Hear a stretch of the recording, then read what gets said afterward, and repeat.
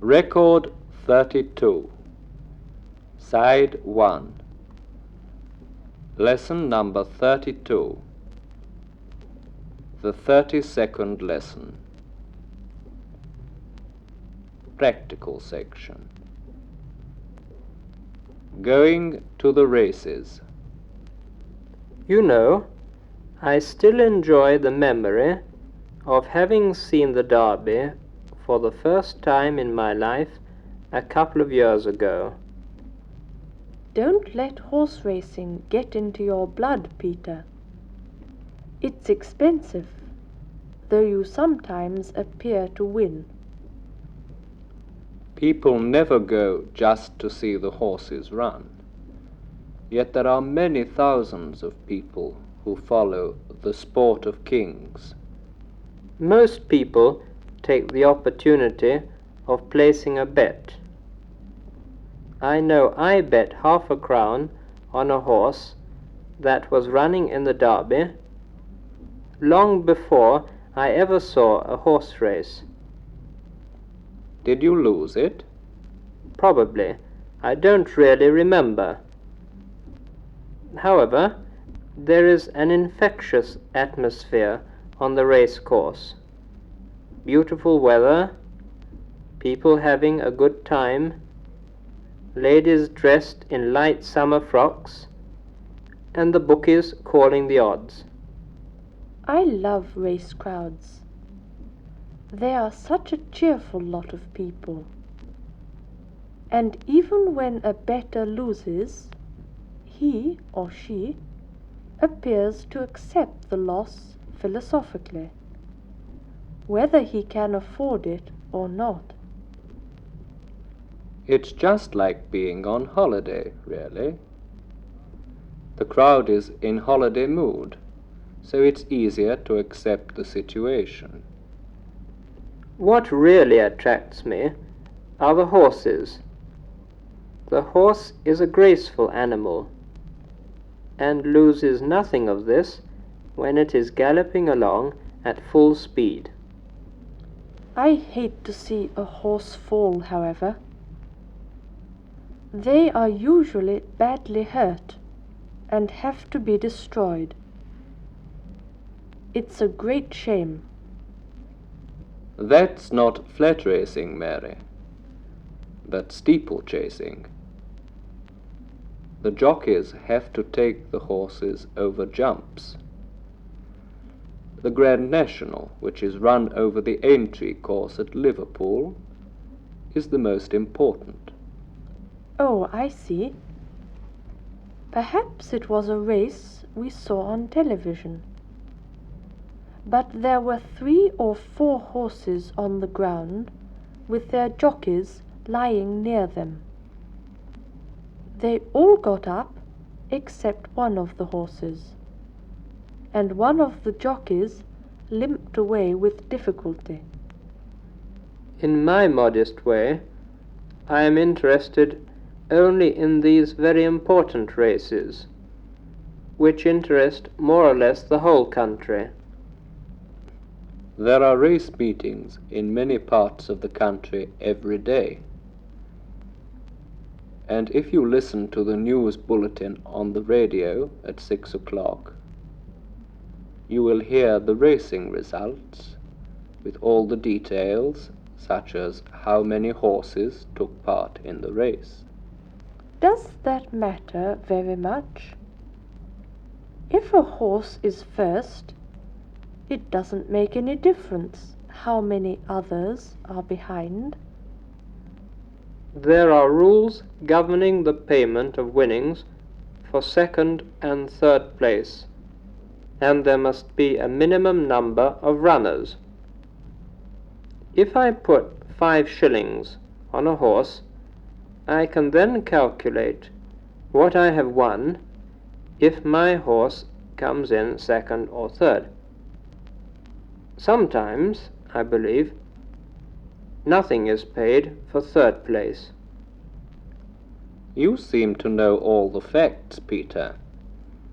I'd say it's a sign of a misspent youth. Listen to who's talking. When I first knew him, I thought I'd have to ask his friends if they would let him leave the billiard hall to take me out. And now you wish they'd come for me more often, eh? Billiards, horse racing, or whatever it may be, most of us have some habit which other people don't like. Instead of talking in parables, can we decide whether or not we are going to the Royal Ascot meeting tomorrow? That's an idea, Mary. What do you say, Joe? It suits me fine, provided we leave our money at home. Don't be silly, Joe. I'm taking mine anyway. You mean you'll take the housekeeping money, and then we can live on bread and water for the rest of the month, I suppose. That's not very nice, Joe. I'm sure Mary only intends to take £1 or 2 for a flutter on the big race. He's only joking, Peter. Actually, I think he was only waiting for me to suggest the trip. The Queen will be there, so it will be a grand gala performance, a royal show, and a wonderful day out of town. I must have a look at the paper and see what's running tomorrow.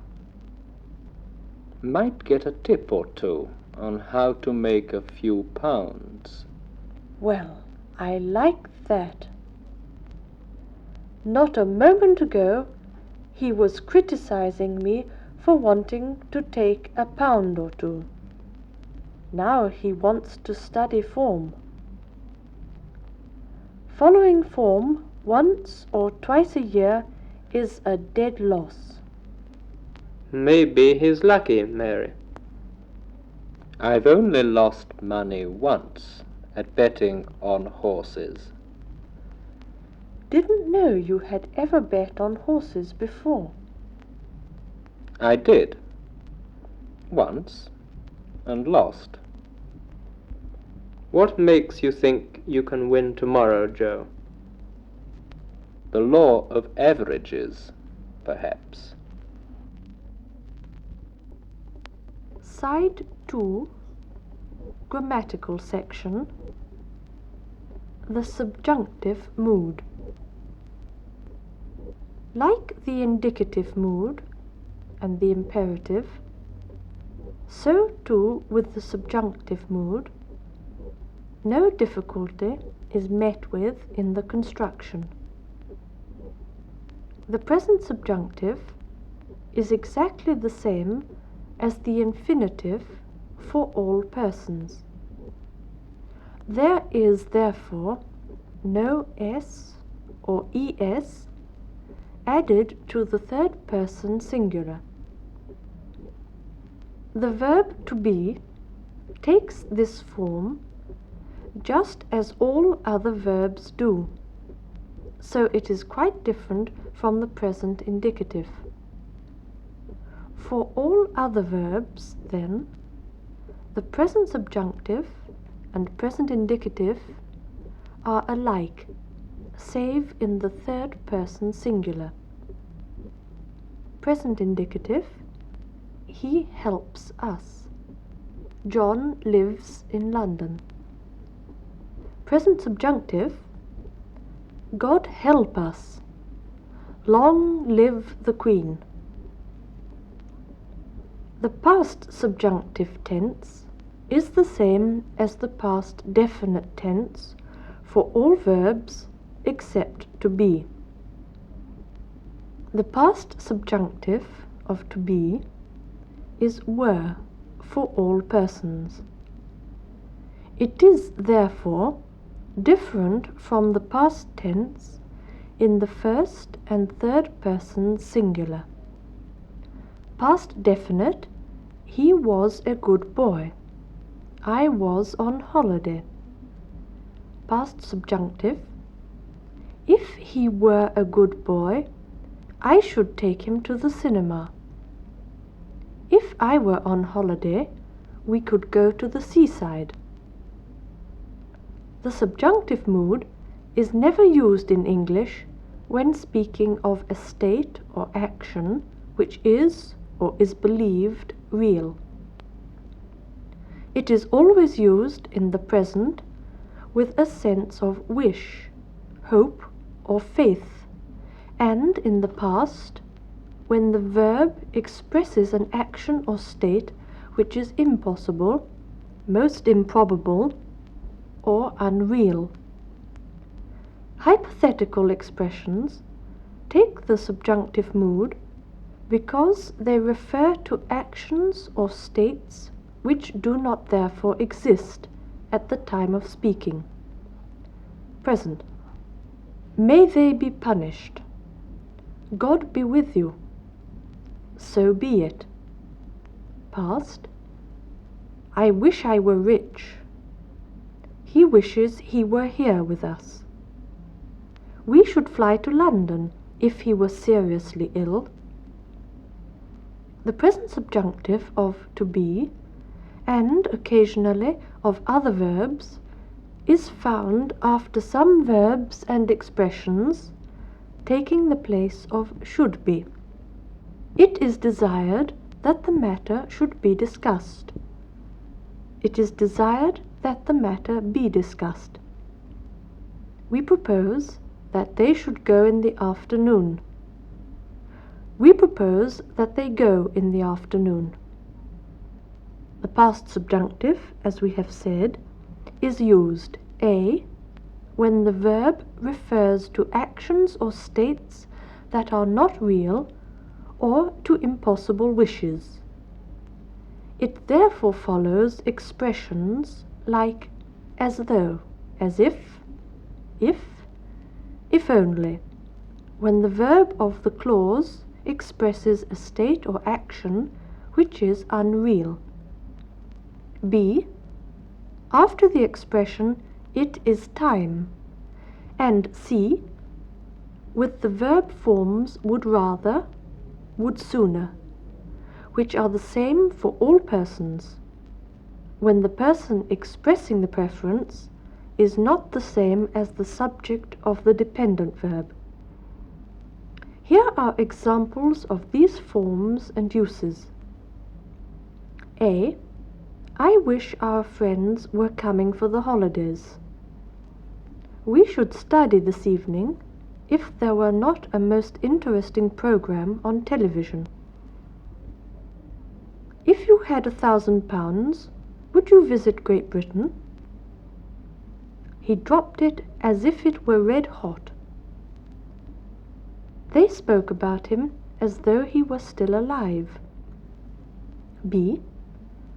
It is time we went home. It is time they were here. C.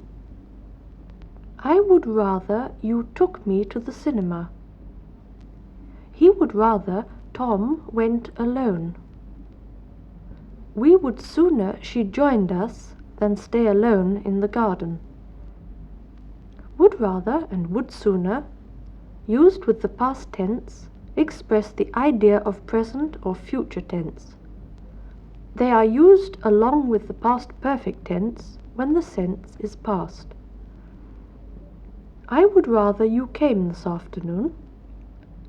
My parents would sooner my fiancé waited a few years before speaking of marriage. They would rather their friends had not gone to so much trouble. Our teacher would rather his students had been better prepared for the examination. And also with if only, and wish. If you had been clever, you could have won. The children would have told us everything, if only we had waited. I wish we had gone to see them. We have seen that after a verb expressing an impossible desire, we use the past subjunctive.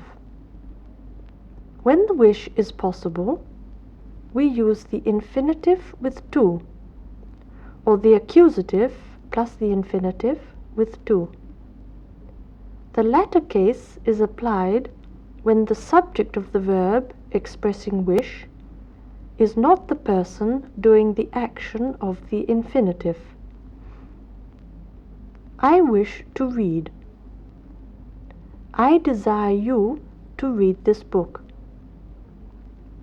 In the second example, there is a tone of authority which could be eliminated if necessary by using want or would like.